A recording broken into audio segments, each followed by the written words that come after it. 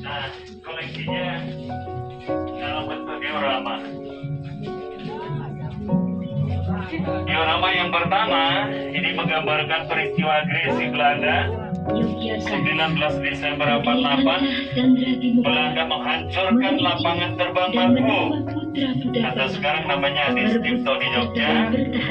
Walaupun ada perlawanan, namun memang kekuatan tidak seimbang. Akhirnya ini kita mundur dan juga tidak sedikit yang gugur. Antara lain ada kadet-kadet. Jalan terpahat Ya, lanjut yang kedua, ya, keluar kota Yogyakarta.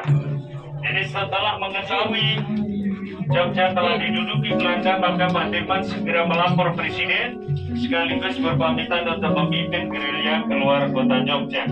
Hari itu juga sesaat setelah terjadi agresi di Jogja, maka kemudian Pak Dirman dan pasukannya berangkat gerilya keluar kota Jogja.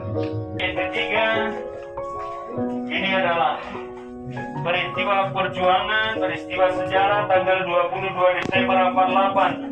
3 hari setelah terjadinya agresi Belanda, ibu kota Republik Indonesia yang ada di Jogja ini jatuh ke tangan tentara Belanda. Kemudian Bung Karno, Bung Hatta, Haji Agus Salim seperti dalam adegan ini ditangkap oleh Belanda yang kemudian diasingkan ke Sumatera. Ini kita bersama rakyat dan sekaligus ini pelaksanaan dari perintah siasat nomor 1 dari Jenderal Sudirman, yaitu bumi hangus, di mana objek-objek vital di Jogja ini untuk dihancurkan, termasuk pabrik gula Padoan atau pabrik gula Matukismo yang sekarang ini tanggal 23 Desember 48 dibumi hanguskan oleh TNI kita sendiri dengan maksud supaya pabrik ini tidak dimanfaatkan oleh tentara Belanda.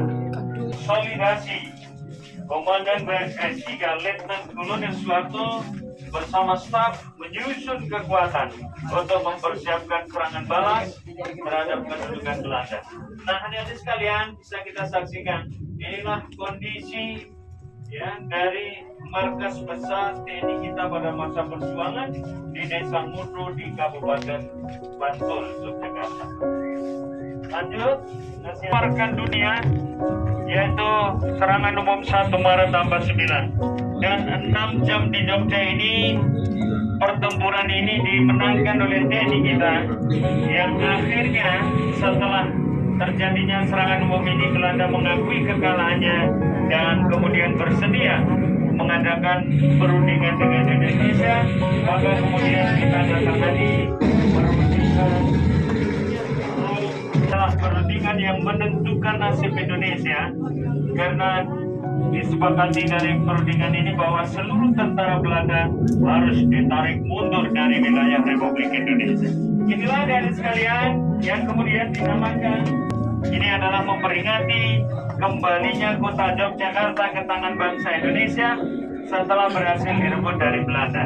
Dan ini ditandai dengan ditariknya mundur seluruh tentara Belanda dari Jogja yang dipimpin langsung oleh Sri Sultan Hamengkubuwono ke-9.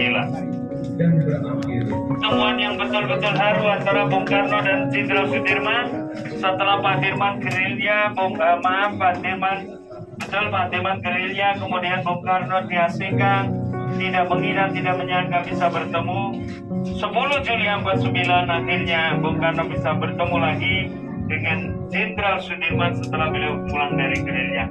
Namun hadirin sekalian, perlu saya sampaikan, Jenderal Sudirman tidak lama menikmati kemerdekaan yang sesungguhnya ini, karena 6 bulan dari pertemuan ini beliau wafat dalam usia yang masih sangat muda, 34 tahun ya. Beliau meninggal usianya 34 tahun, namun kontribusi perjuangannya ke Indonesia luar biasa.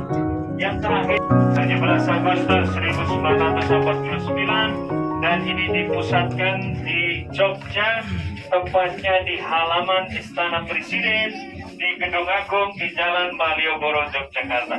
Inilah sukacita dan kegembiraan masyarakat Indonesia, karena selain peringatan proklamasi ini juga merayakan kemenangan ya, keberhasilan mengusir penjajah Belanda dari bumi Indonesia.